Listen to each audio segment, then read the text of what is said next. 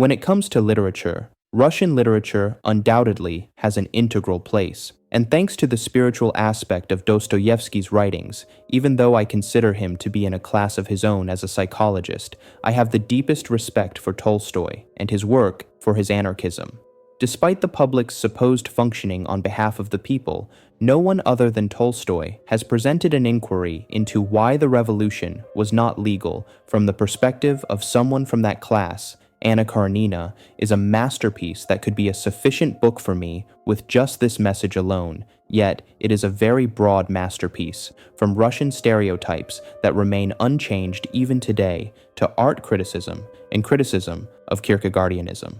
Anna Karenina contains every kind of message and character. Alexei Alexeyevich, who acts according to herd mentality as a character of men who use hypergamy as an excuse for his ambition to rise, and Steva, the hedonist disciple of the majority who would binge watch if YouTube existed back then, Tolstoy's ranting Levin, the victim of individualism Anna, the conformist tradwife Kitty, the communist Nikolai, and Vronsky, who can be seen as a microcosm of the changing social and cultural values of Russia during that period, and the greater forces shaping the country due to his military role, can be seen as a microcosm of the greater forces shaping the country due to his military role. Specific expressions at the end of the story, such as his leadership in the 93 war and the falseness and alienation he felt while showing a foreign prince around Russia beforehand, confirm this analogy. Vronsky wanted to marry Anna for individualistic reasons, and their relationship ended in disappointment.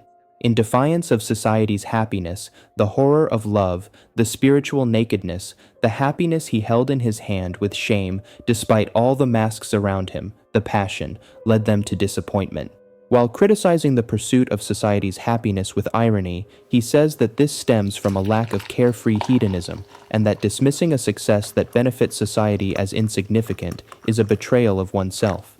Tolstoy presents Sergei Ivanovich as the voice of the intellectuals who are like stepchildren to him, Levin as his inner voice, Nikolai as a growing fear within him, and Anna as a guinea pig for this dream. Darya, on the other hand, is a curious observer.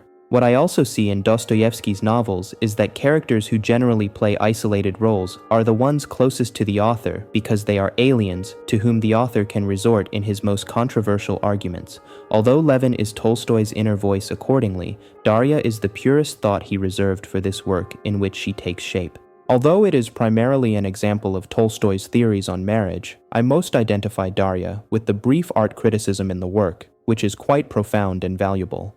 The impossibility of experiencing art in its unadulterated form due to the artist imposing themselves upon it, and the fact that the artist's inhuman art, which they identify with and reduce to themselves, is condemned to their human limitations and instability, is explained in a few pages, making its value clear. Tolstoy criticizes the mistake of trying to force one art form into another's domain and the resulting flaws and inappropriateness, presenting his own literary art form without forcing it into any other art form's domain. He makes this clearest through the words of Darya, who, among insincere faces, in an effort to have a good time, imagines herself acting in the theater with actors better than herself, ruining the play with her lack of talent. His realism is flawless, and for him, realism is inevitable. I don't know if it's because of this realism or Tolstoy's carelessness, but Anna's character doesn't go beyond presenting a superficial picture of individualism. Anna's individualism, initially a stubbornness that runs counter to society's expectations, a folk individualism, later turns into the tragedy of the objet petit a. But even in this form, rather than creating a heroic figure, it serves as an example of Levin's, that is, Tolstoy's manifesto. It is because of this manifesto that the reason for Tolstoy's compassion towards the character of Anna, the tears he sheds for her, is not so much this shallow individualism, but rather, fundamentally, the individual's transcendental hope. More specifically, the hope for peace. And this hope, in my view, makes Tolstoy unbalanced. Here's the thing. The culture of mourning is a terrible legacy. It is terrible because it is a huge lie. But why? A tragedy occurs, people die, but worst of all, people are injured. This is the worst because while death is always an end, every injured life-seeking death is a sorrow that is defeated by the beginning seeking the end in every other it encounters, endlessly. Sorrow. However, we, as others, do not have the honor of recognizing these sorrows. And even if they find the strength to put on their masks to protect themselves, they cannot find the strength to make their masks real. Their masks become sketches on the veil of their faces, and sorrow shields us with the flimsy structure of these sketches. What is sorrowful is this lie. This lie is an endless sequence of beginnings. Death, which comes randomly even to those who commit suicide, may disable the body from this lie, as long as the body is deemed unnecessary, but it does not disable the mind it inherits. The first emotion this mind will harmonize cannot be the chaos of sorrow, it will be fear. Fear, because the tragedy brought about by immortality causes this iteration of infinity, and by disabling even this occurrence of sorrow, this totalitarian regime leaves us only with traces of the feeling of fear. The tragedy of death cannot give us sorrow, because the absence of death is the horror of immortality. Every being makes interpretations, and every interpretation contains denial, and the person instinctively knows that the interpretations they want to be accepted will be denied, like their predecessors and successors, because immortality is frightening. But this does not rationalize death by comparison, because if immortality is a catastrophe, death is a complete mystery. Let's imagine two wardrobes, one open and one closed. The open wardrobe is covered with a multitude of items, and it is impossible to understand what is what. It is very complex. We do not know what is inside the closed one, but this is a mystery our minds can comprehend because it is comparable to the open wardrobe since they are the same size, and we can make guesses. Well, death is not what is inside this closed wardrobe. Death is a mystery. Death can never find a place in our thoughts. Death can only be a name for a mystery within the limits of our perception. But even within the limits of perception, whatever the mystery may be, it can never find a place in our preferences or defenses. Because any mystery that indicates a place is not a mystery, it is dogma. Now let's summarize the topic. Warning: spoilers. Anxiety eliminates everything and everyone involved in this matter, directing the person toward their own selfishness. Anna, despite the unattainability of her desire, becomes the tragic object of a suicide born of stubbornness. This suicide is not a farewell, but a punishment.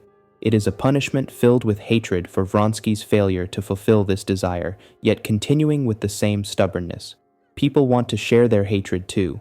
Even though there are so many things they want to share, the ease of sharing hatred gives them a terrifying power, or space, of indifference, causing them unbearable sorrow. But people cannot share their sorrow. Their questions remain unanswered. Warriors do not leave the battlefield. Wars do not end in peace. Undoubtedly, Anna Karenina's death symbolizes the death of this hope. Tolstoy's mourning over Anna's death is as misplaced as it is prejudiced and reduced to dogmatic indifference. The ideal he offers against irrationality, which he presents as the ideal of irrationality, is irrational because it contradicts itself, and its irrationality is confusing. If we compare emotionality with emotionlessness, we immediately grasp that emotionality is rational and logical. Emotionality is logical because emotionlessness is impossible. Tolstoy makes this distinction through Christianity, but it is illogical and wrong to say that belief is logical because unbelief is impossible, because belief itself is a mystery, and while what happens becomes its alternative, belief takes refuge in a blank slate. This is true even if belief contains commonly formulated concepts.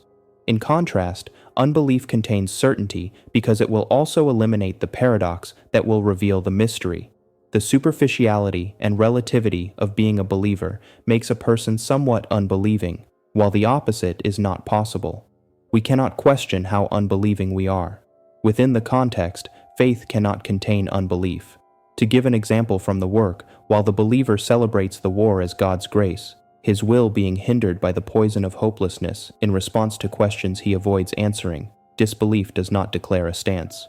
Tolstoy's mistake was not addressing faith as a whole, and in doing so, he criticized the lack of a sense of wholeness in the infants he depicted in his novel through metaphor, thereby falling into the same error as the adults who play with concepts while distancing themselves from the whole. A valid judgment, it is that it has excluded morality from the cause and effect relationship.